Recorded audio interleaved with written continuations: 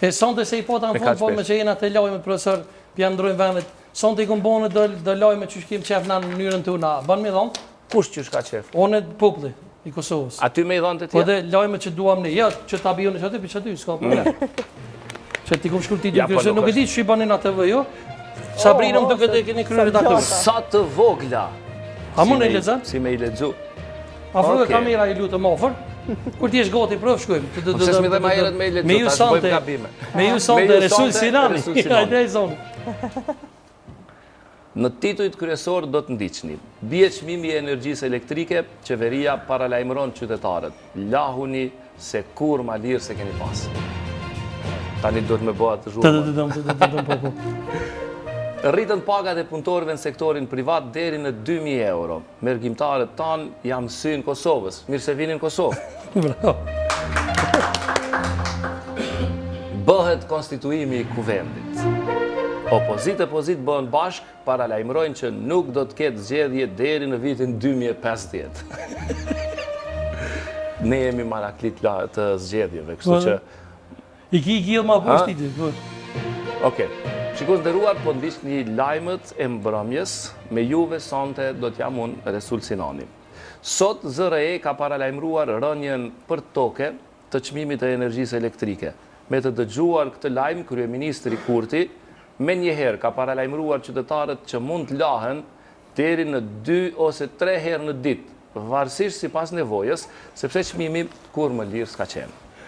Kryeministri Kurti paralajmëroi që çdo familje do ta ketë një pako me shampona dhe se energjia elektrike nuk do të ndalet derisa të përfundoj mandatin unë që do me thonë kur. Vazhdojmë me lajmin e radhës. Sot kryetari I shoqatës së sindikalistëve të sektorit privat ka njoftuar se janë ngritur pagat e punëtorëve në sektorin privat duke e kaluar kështu edhe Gjermaninë e Zvicrën me paga minimale, ku paga për një punëtor shkon deri në 2.000 euro në muaj. Me të marrë vesh këtë lajm, mergjimtarët tanë që gjendën Zvicër ja kanë mësy Kosovës duke lënë çdo gjë që kishin atje dhe duke ardhur edhe në këmbë në Kosovë. Thuhet se kolona të shumta në pritje në Merdar, ku pritja e mergjimtarëve shkon deri në një javë sa rrishim për parat e dajt. Lajmi tjetër. Sot është bërë konstituimi I kuvendit dhe me shumicë votash, ku nga 120 deputet sa ishin të pranishëm, 121 votuan pro. Pra një ma shumë. Do me thonë edhe vetë kryetari I kuvendit.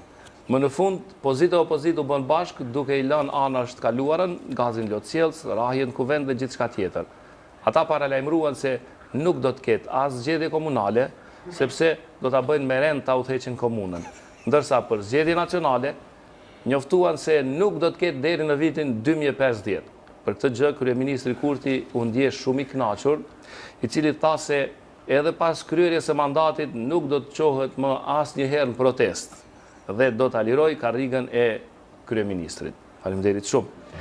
Dhe në fund, të dashur shikues, ju sjellim edhe parashikimin e motit. Moti do të jetë me diell, ku secili qytetar do ta ketë nga një telekomandues ku mund ta ndryshojë motin sipas dëshirës, sepse as Zoti nuk po mundet me na ran fije. I lexova shumë seriozisht. Që me mot kemi, se për mësë nga bjezën Internacion njohur.